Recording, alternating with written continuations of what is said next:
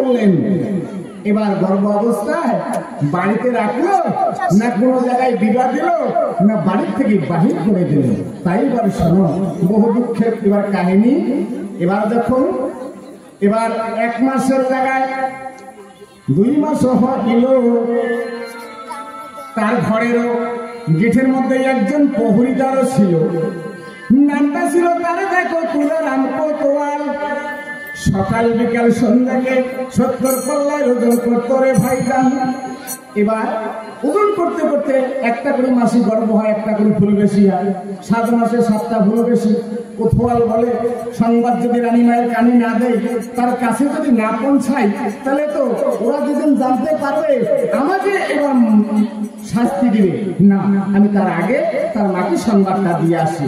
নীলপতি রানীর কাছে গিয়ে বলছে, মা, ও মা, দেখো তোমার মেয়ে আজকে সন্ধ্যাবতী কি হলো, 7 মাসি গর্ভবতী।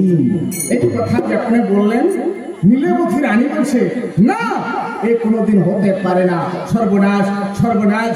কারণ আমার মেয়ে সন্ধ্যাবতী 12 বৎসর ধরে গোপনে হলেন যুবতী, তাই কোনো বেগুনা পুরুষের মুখ দেখলেন না, কোনো এবার দুনিয়ার আলো দেখতে পারলেন না, তার থেকে সন্তান, আমি তো তার মা। না না, আমি বিশ্বাস করি না, আমি বিশ্বাস করি না। ভগবানের আজব নীলা, আজব খেলা শুরু হইয়া গেল। নীলাপতি রানী যখন 7 তলায় চলে গেল, যাইয়ে দেখি দয়াপতি মা অন্য দেখো হয়, সত্যি সত্যি তার মেয়ে 7 মাসে গর্ভ হয়।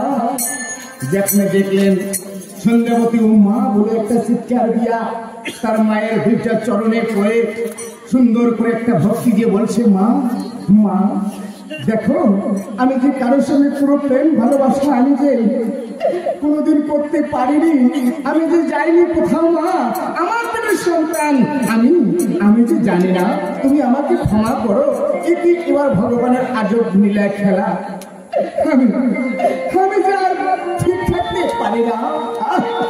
তার মা বলছে, তুমি এখনো সময় আছে, সত্যি করে বলো, কোনো নারী কোনো যদি ছেলের সঙ্গে প্রেম ভালোবাসা না করে তার থেকে সন্তান আসতে পারে না, আমি মা হয়ে বিশ্বাস করি না। তাই তুমি বলো, আমি তোমার মা, আমি ওই সন্তানকে দিয়ে তোমার বিবাহ দিব, আমি কোথাও তোমাকে